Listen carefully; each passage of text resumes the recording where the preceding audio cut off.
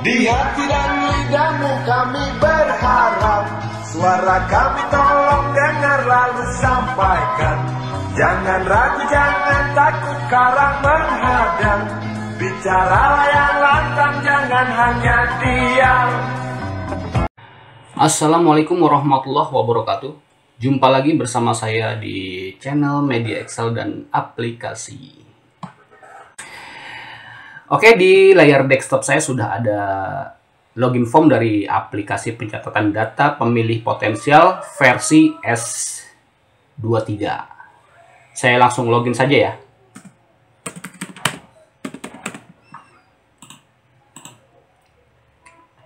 Jadi intinya untuk aplikasi pencatatan data pemilih potensial versi S23 ini, itu konsepnya langsung menginput data calon pemilih ya. Jadi langsung menginput. Nah, nanti setelah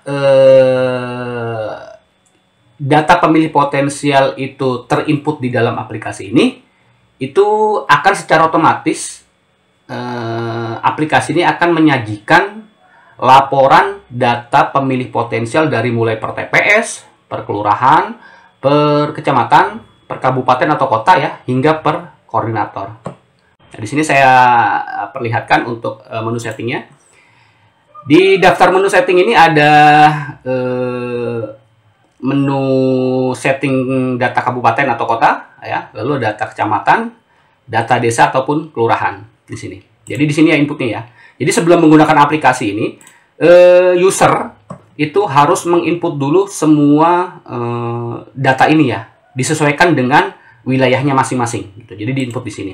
Misalnya kan di sini sudah saya input, saya contohkan kota Tangtang Selatan, gitu.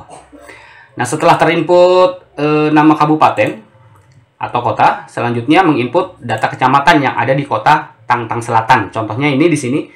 Sudah saya input misalnya kecamatan timur, kecamatan barat, kecamatan selatan, kecamatan utara, kecamatan X ya, dan lain sebagainya ya. Nanti diinputnya di sini untuk nama kecamatan. Setelah input nama kecamatan, lalu input data desa atau kelurahan. Nanti diinputnya di sini nama desa dan kelurahan. Nah, kemudian untuk nama kecamatan dan nama kabupaten atau kota yang telah diinput tadi nanti akan ngeling di sini teman-teman. Ya, nah ngelingnya di sini. Kalau untuk nama kecamatan nanti ngelingnya di sini.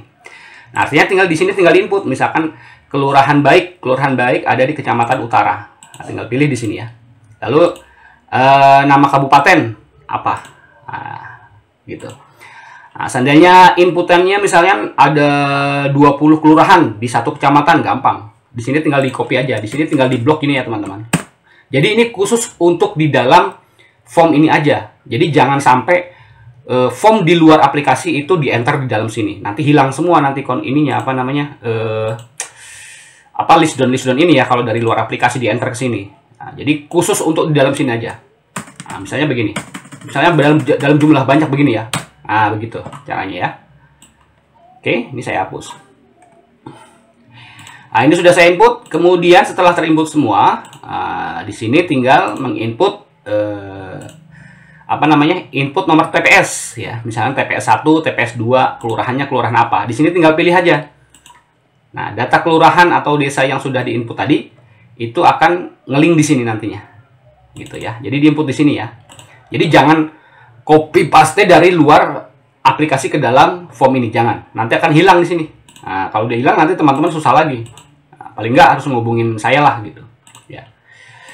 Oke, nomor TPS di sini diinput 12X ya, misalkan 12X. X ini tujuannya karena aplikasi ini kalau misalkan kita menginput data pemilih potensial itu tidak ada TPS-nya, maka aplikasi ini akan meng-create TPS X ya di kelurahan tersebut begitu. Secara otomatis ya. Makanya di sini kita masukkan X gitu.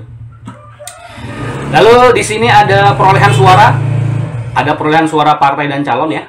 Ada perolehan suara partai dan calon. Nah ini nanti di inputnya itu ketika kita mendapatkan informasi perolehan suara partai dan calon setelah pencoblosan. Nanti diinput di sini. Sini diinput dan nanti akan terjumlah di sini teman-teman. Ya. Oke. Saya klik back. Lalu di sini ada data koordinator. Nah, di sini dimasukin aja nama koordinatornya, nama timnya dimasukin aja ya, gitu. Input ya semua. Nah, setelah terinput semua, baru di sini masuk input pemilih potensial. Nah, di sini. Ini inputan pemilih potensial ya. Nah, contohnya di sini ada kelurahan baik ya. Nah, di sini ada belum ya. Di sini belum ada yang terinput nih untuk kelurahannya, untuk pemilih 40 sampai dengan 48. Misalnya di sini saya masukkan ini aja. Untuk kelurahan Solat aja nih. Kelurahan Solat ini ya. Nah, saya ambil dari atas, lalu saya enter di bawah. Jadi di input ya teman-teman.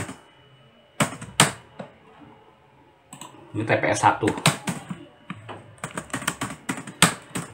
Nah, untuk input kelurahannya sebenarnya di sini kan sudah nge-link ya. Sudah nge-link untuk kelurahan atau desanya. Lalu nama koordinatornya juga udah nge-link di sini. Tinggal pilih di sini. Misalnya di TPS 1 siapa nih? Oh, namanya si Kurniawan atau mungkin si Amalia gitu ya. Gitu.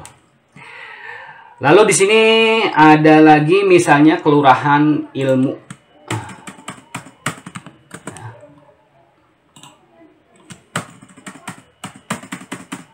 Nah, begini ya. Nah, kalau misalkan ada inputan lagi, oh ya, kalau misalnya di sini nanti ada inputan yang sama, contohnya di sini ya. Saya antar di sini. Maka dia akan memunculkan notifikasi data ganda ya, teman-teman. Di sini akan memunculkan notifikasi data ganda. Nah, di sini tinggal pilih aja, berarti di sini 49. 49 ada ya. C61 49 1 2 3 4 5 6 7 8 9.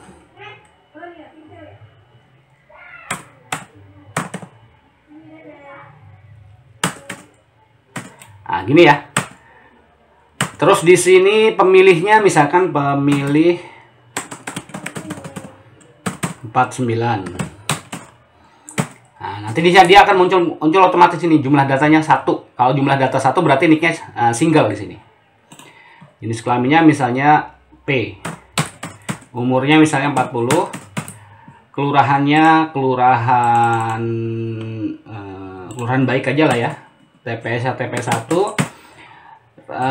Ininya siapa? Koordinatornya ini. Ya. Udah. Setelah terinput, ya, setelah terinput data pemilih potensial, nah, di sini sudah ada output pemilih potensialnya. Nah, kok di sini kosong ya? Nah, di sini tinggal pilih dulu teman-teman. Kita mau memunculkan semua data, contohnya di sini ya, saya pilih. Di sini ada semua data, ya, berdasarkan semua data, berdasarkan kabupaten atau kota, berdasarkan kecamatan, berdasarkan kelurahan atau desa.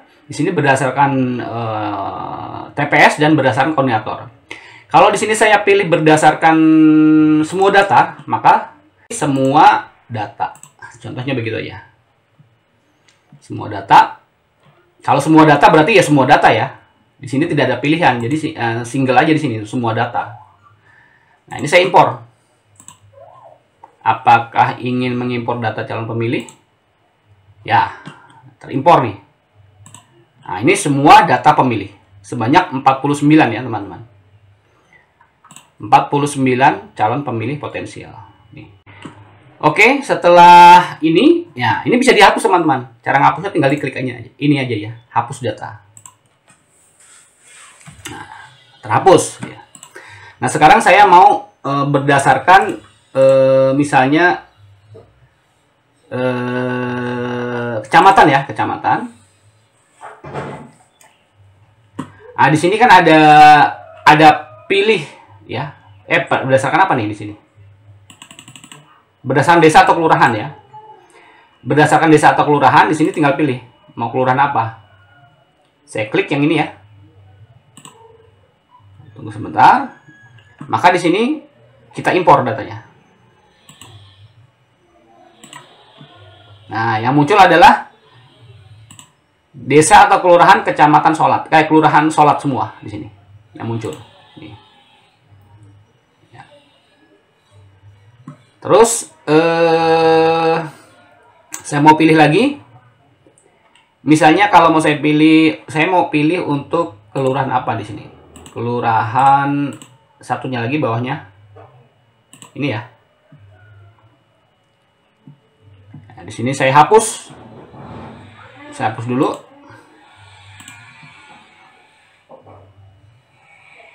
Oke. Nah, baru saya impor lagi di sini. Kelurahan Haji yang muncul. Ya. Sekarang saya mau milih berdasarkan koordinator. Saya turun dulu deh. Berdasarkan koordinator ya. Koordinator ini saya pilih siapa nih? Misalkan saya mau melihat pemilih rekrutan yang direkrut oleh si Valsenta saja. Ini Valsenta saya pilih. Ini ya. Data ini saya hapus. Oke. Setelah itu saya impor lagi. Di sini ya. Di sini saya impor. Nah, jadi aplikasi ini akan menyajikan data pemilih rekrutan yang direkrut oleh Valsenta semua di sini. Nah, tuh. Itu ya teman-teman. Kayak begini. Ya. Nah, selain itu ada juga di sini disediakan juga rekap pemilih potensial. Nah, jadi pemilih potensial yang sudah direkrut itu baru sebanyak 49 orang di kota Tangtang Selatan ya. Sekota Tangtang Selatan misalnya begitu. Misalnya saya mau milih kalau kecamatan itu berapa nih yang sudah didapat ya? Yang sudah didapat udah berapa? Oh, Kecamatan Utara ada 16 orang. Kecamatan Timur 11 orang. Kecamatan Barat 11 orang. Kecamatan Selatan 11 orang. Kecamatan X 0. Kalau di sini saya ubah lagi berdasarkan desa atau kelurahan.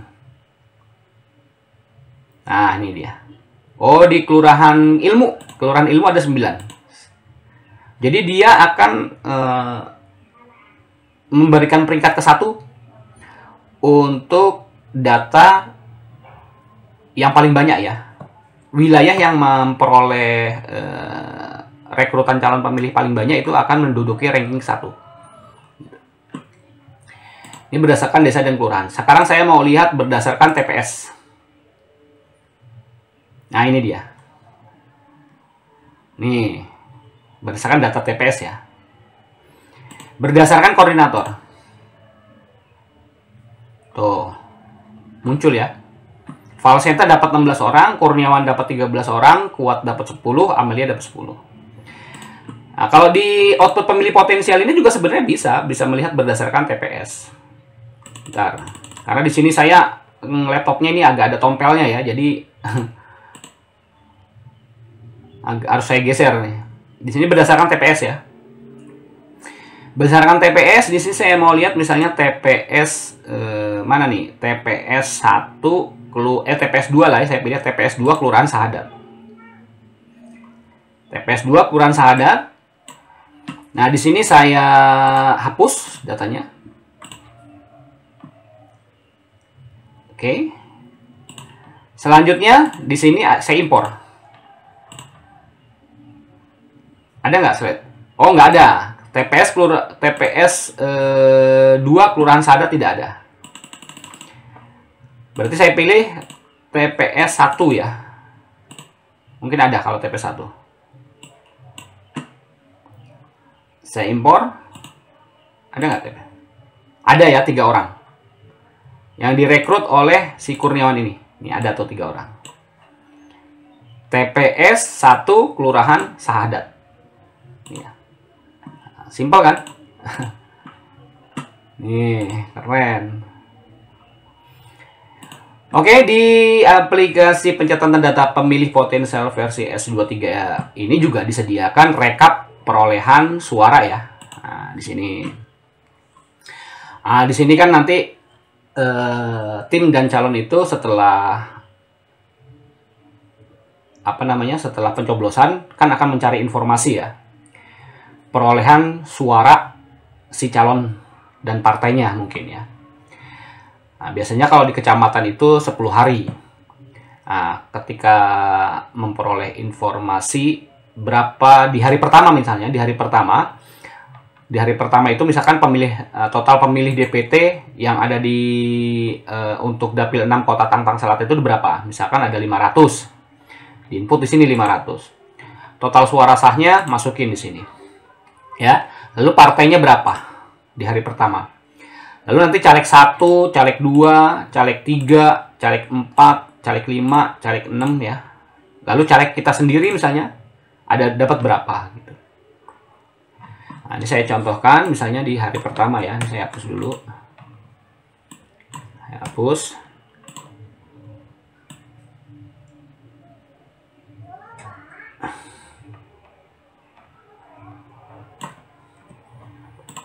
Nah, untuk ini ya, untuk nama calon ini bisa dirubah. Misalkan nomor 2 nih calonnya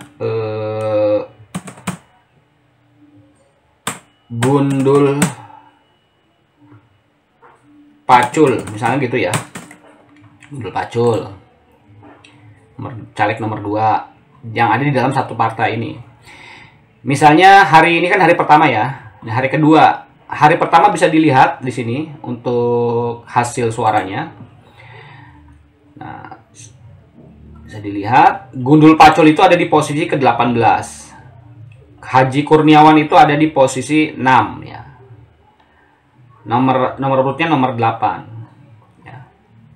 Misalnya di hari kedua total DPT-nya yang dihitung di kecamatan misalnya 750. Suara sahnya misalkan 721. Gitu ya. Lalu partai media Excel-nya misalnya dapat 43. Ya. Untuk caleg 1 misalnya dapat 11. Gundul Pacul misalnya dapat agak banyak 30. Caleg 2 dapat 10. Caleg 4 dapat 12 misalnya. Caleg 3 dapat 1. Caleg 6 dapat 2. Caleg 7 dapat 9. Haji Kurniawan SSI misalkan dapat 40 ya, kebanyakan. Misalnya caleg 9 itu ada 8, 2, 3, 12, lalu 18, 0, 1, 2, 1 gitu ya. Ini asal aja nih. 10, 21. Misalnya di sini dapat 3 lah gitu. Ya. Nah, nanti posisinya akan berubah teman-teman. Misalkan di hari kedua, di sini bisa dilihat di hasil suaranya ya. Nah, Haji Kurniawan yang tadinya posisi 6 menduduki peringkat ke-1 di hari kedua. Ya, Gundul Pacul yang tadinya ada posisi berapa terakhir nih di posisi 18 naik di posisi ke-6. Ya. Seperti itu teman-teman. Nah, mudah ya. Nah, di sini juga ada ya untuk di sini kan ada ini ya. Ada ketua, sekretaris ya. Nah, ini sebenarnya nama ketua, nama sekretaris ini bisa diubah. Untuk mengubahnya itu dari sini, teman-teman. Nah, di sini nih. Nih. Ubahnya di sini. Ya. Begitu juga untuk output pemilih potensial ini. Nah, untuk misalnya saya mau buka dulu, misalnya saya mau ngeprint semuanya ya, mau ngeprint semua data. Saya pilih semua data. Ya, ini saya hapus.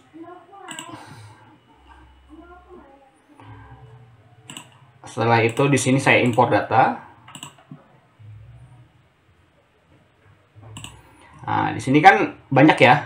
Nah, cara ngeprintnya mudah. Di sini tinggal dipilih aja. Bisa di setiap ini ya. Misalnya saya pilih nama.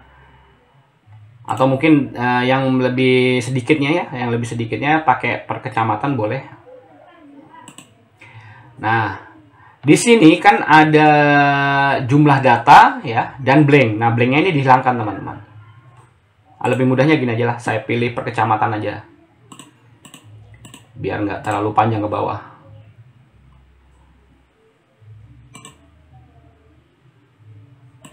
Kecamatannya ini.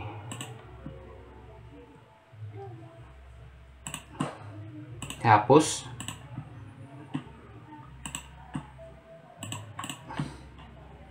Lalu di sini saya import data.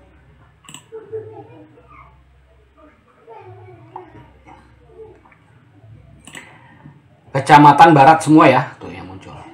Tergantung dari sininya ya. Nah, ini tinggal di gini aja teman-teman. Diklik ya, lalu blanknya dihilangkan nih. Blank ini. Nah, blank dihilangkan lalu di oke. Nah, nanti seperti teman-teman. Seperti ini nih. Nah, udah di sini tinggal di blok ya. Tinggal di blok ya. Lalu disesuaikan page layoutnya di sini. Misalnya dari mulai margin, misalnya marginnya saya mau pakai narrow, saya ini dulu ya.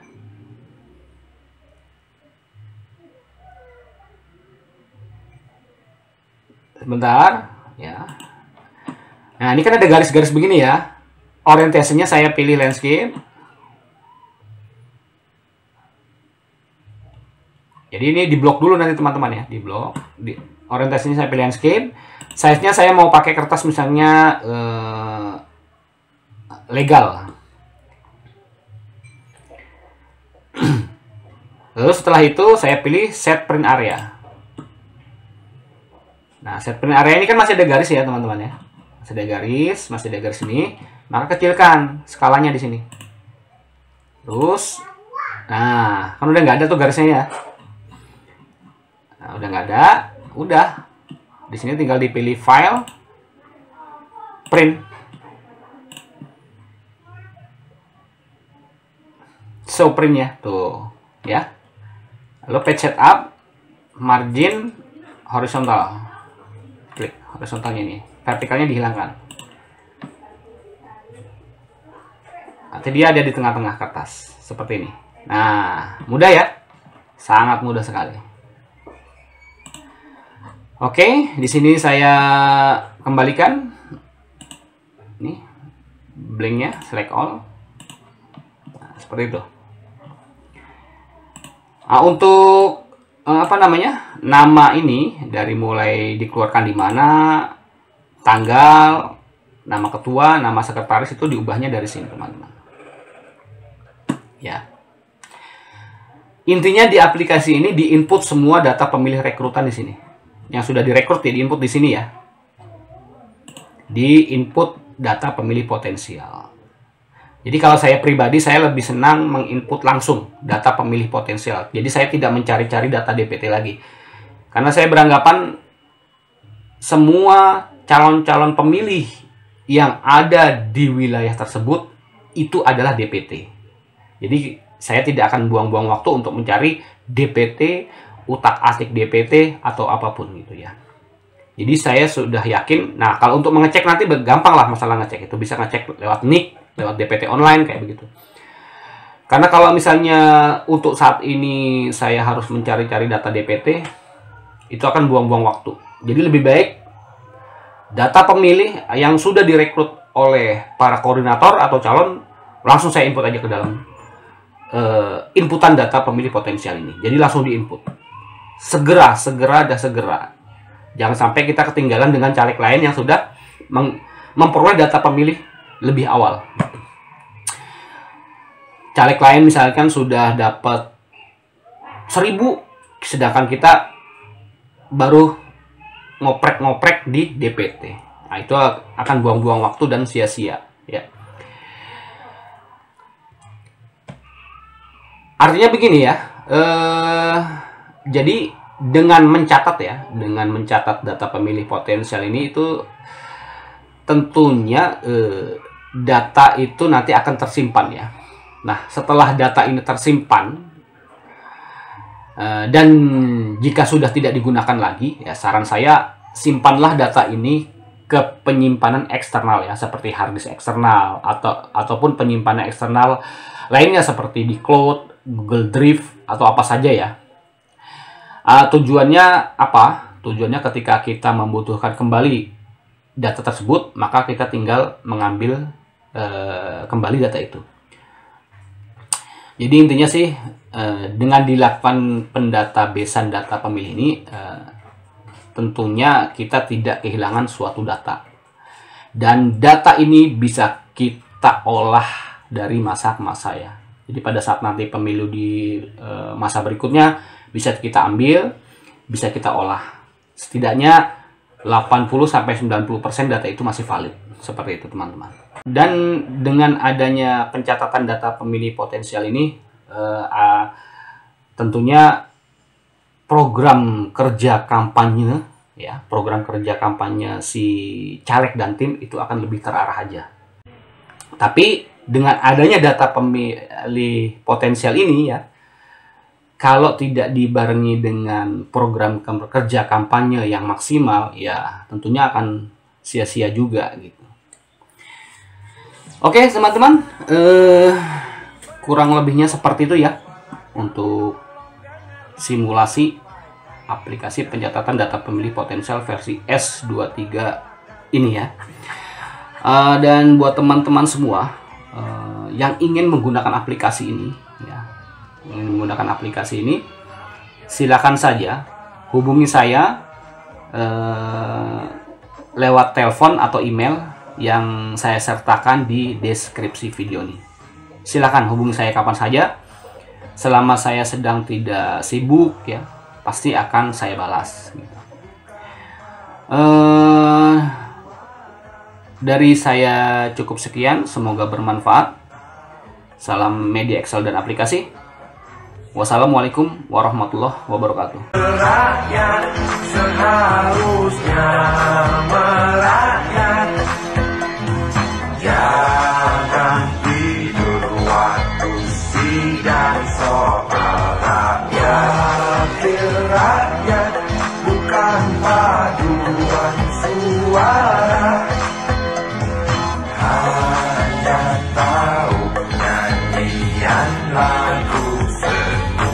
Wakil rakyat seharusnya merakyat, jangan tidur waktu sidang soal rakyat. Wakil rakyat bukan paduan suara, hanya tahu nyanyian lagu setuju. Wakil rakyat seharusnya merakyat, jangan tidur waktu sidang soal rakyat. Wakil rakyat bukan paduan suara, hanya tahu nyanyian lagu setuju.